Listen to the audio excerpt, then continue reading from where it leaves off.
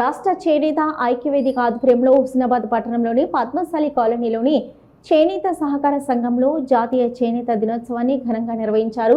ఈ సందర్భంగా cake cut చేసి సీనియర్ చేనేత కార్మికులను మరియు నిర్వాహకులను ఘనంగా సన్మానించారు. అనంతరం చేనేత ఐక్యవేదిక బాధ్యులు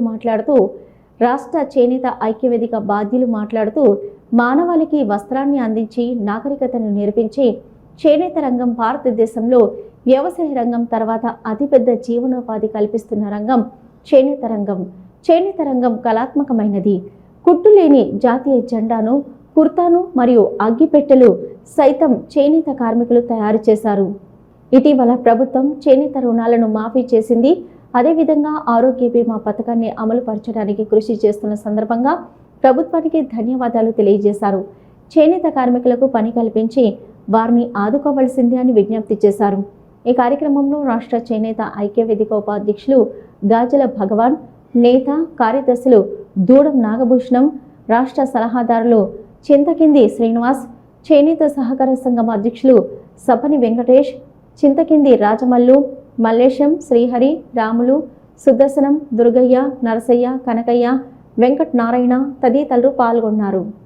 కాలనీలోని చేనేత సహకార సంఘంలో 11వ జాతీయ చేనేత దినోత్సవ సందర్భంగా ఇక్కడ చేనేత కార్మికులకు తెలంగాణ రాష్ట్ర చేనేత ఐక్యవేదిక ఆధ్వర్యంలో సన్మానం చేయడం జరిగింది. మరియు అందులో కేక్ కట్ చేయడం కూడా జరిగింది. మనకు చేనేత కార్మికులకు 2015 నుంచి వెళ్ళి జాతీయ చేనేత దినోత్సవాన్ని కేంద్ర ప్రభుత్వం మనకు ప్రకటించింది.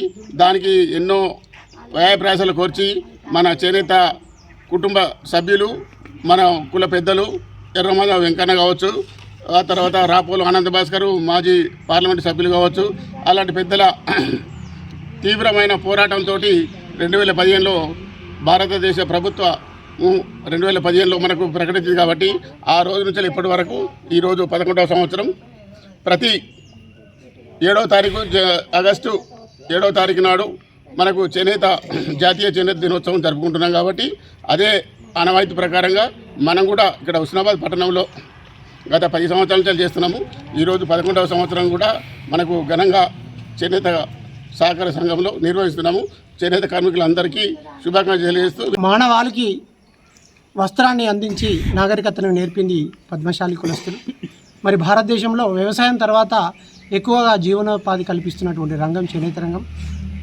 30 లక్షల మంది ప్రత్యక్షంగా, పరోక్షంగా 9 కోట్ల మంది మరి చేనేత రంగంపై ఆధారపడి ఉన్నారు. మరి భారతదేశం ప్రపంచానికి 95% వస్త్రాలను అందిస్తుంది అని తెలియడానికి గర్వపడుతున్నాం. ఈ రకంగా చేనేత రంగం మరి ఎంతో భారతదేశం ముందున్నప్పటికీ మరి కార్మికులు మాత్రం వాళ్ళ జీవనోపాధిలో వెనుకబడి ఉన్నారని చెప్పొచ్చు. మరి చేనేత రంగం కళాత్మకమైనది. అంటే కుట్టు లేని కుర్తాను తయారు చేసింది, జాతీయ జెండాను తయారు చేసింది. అదేవిధంగా మరి ఎన్నో అగ్గిపెట్టెలో ఇమ్మడగలిగేటువంటి చీరను కూడా తయారు చేసినటువంటి నైపుణ్యం ఉన్నటువంటి వ్యక్తులు చేనేత రంగం.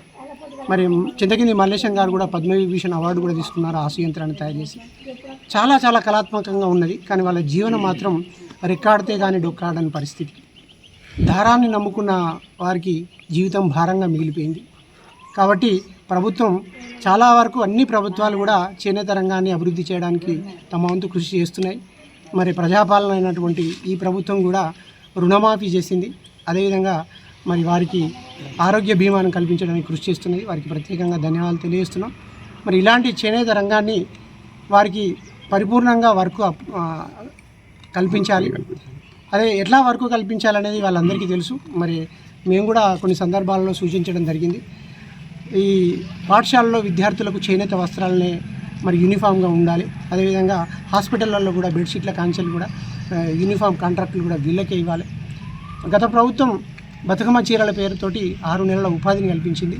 మరి ఇందిరమ్మ ఇండ్లతోటి కూడా, ఇందిరమ్మ వస్త్రాలతోటి కూడా, చీరలతోటి కూడా ఈ రంగాన్ని ఇంకా ముందుకు తీసుకెళ్ళి వాళ్ళ జీవితాల్లో వెలుగులు నింపాల్సినటువంటి అవసరం ఉంది.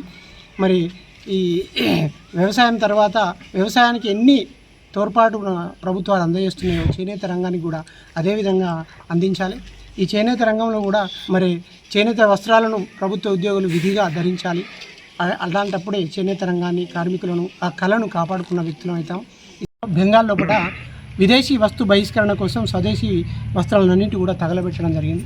ఆ సందర్భంగా మరి విదేశీ వస్తువులన్నీ తగలబెట్టిన సందర్భంలో మహాత్మా గాంధీ సైతం చాలామంది జాతీయ నాయకులు సైతం మరి జాతీయ యుద్ధంలో పాల్గొన్నప్పుడు ఆ చెరక పైన దారాన్ని వడికి మరి వస్త్రాన్ని తయారు చేయడానికి అందరూ పూనుకున్నారు. మరి ఆ స్వాతంత్ర సమరానికి సూటిగా చెరకను వాళ్ళ ఫ్లాగ్ పైన ఉంచడం మాకు చాలా గర్వకారణం అనిపించింది. అంటే చెరకతోటి మన స్వాతంత్ర ఉద్యమంలో పాల్గొని మరి స్వాతంత్రాన్ని సాధించినటువంటి గొప్ప చరిత్ర ఉన్నటువంటి ఈ పద్మశాలి చేనేత రంగం. కాబట్టి మరి ఈ చేనేత రంగాన్ని ప్రభుత్వం ఆదుకోవాలని మరొకసారి విజ్ఞప్తి. చేనేత దినోత్సవం 11వ సంవత్సరం మనం జరుపుకున్న సందర్భంగా చేనేత కార్మికులు ఇదే వృత్తి మీద ఆధారపడి జీవిస్తున్నాము. మాకు అంత్యోదయ కార్డ్స్ కానీ, రేషన్ కార్డులు కానీ, పింఛన్లు కూడా కానీ మాకు అంత్యోదయ కార్డ్స్ ఇవన్నీ పెంచగలరని ప్రతి ఒక్క గవర్నమెంట్ ఎంప్లాయీస్ ప్రతి సోమవారం నేత గుడ్డ ధరించాలి. ప్రతి ఒక్క గవర్నమెంట్ కూడా దీన్ని మా వృత్తిని ఆధారం మీద మేము బతికేటోళ్లకు మాకు జీవన ఉపాధి కల్పించాలని కోరుతున్నాం. చేనేత ఐక్య వేదిక 11వ వార్షికోత్సవం సందర్భంగా ఇక్కడ స్థానికంగా ఉన్నటువంటి చేనేత కార్మికులకు చేనేత ఐక్య వేదిక ద్వారా సన్మానం చేయడం జరిగింది. మనం గౌరవించుకోవడం. అందులో భాగంగా ప్రభుత్వం పూర్తిగా ఇవాళ రాను తెరమరుగయ్యే పరిస్థితులు ఉన్నాయి. నేత మొగ్గాలని ఇదివరకు ప్రతి గ్రామంలో ఎక్కడ పోయినా చొక్కల సప్పుడు, సట్టార్ల సప్పుడు వచ్చేది. ఇప్పుడు ఆ సప్పుడే లేదు. ఈ యొక్క పారిశ్రామిక వర్గం చేయబట్టి వీళ్ళ యొక్క కార్మికుల యొక్క బతుకు పూర్తిగా దిగజారిపోతుంది. కాబట్టి నేతగుడ్డకు ప్రాముఖ్యత ఇచ్చి దీని ఒక చేనేత సంస్థను ఒక కార్పొరేషన్గా విభజించి ఒక 5,000 కోట్ల రూపాయలు కేటాయించి నిరుపేదలైనటువంటి కార్మికులు చాలామంది ఉన్నారు. వాళ్ళని ఆదుకోవాలని ప్రభుత్వం ముఖ్యంగా విజ్ఞప్తి.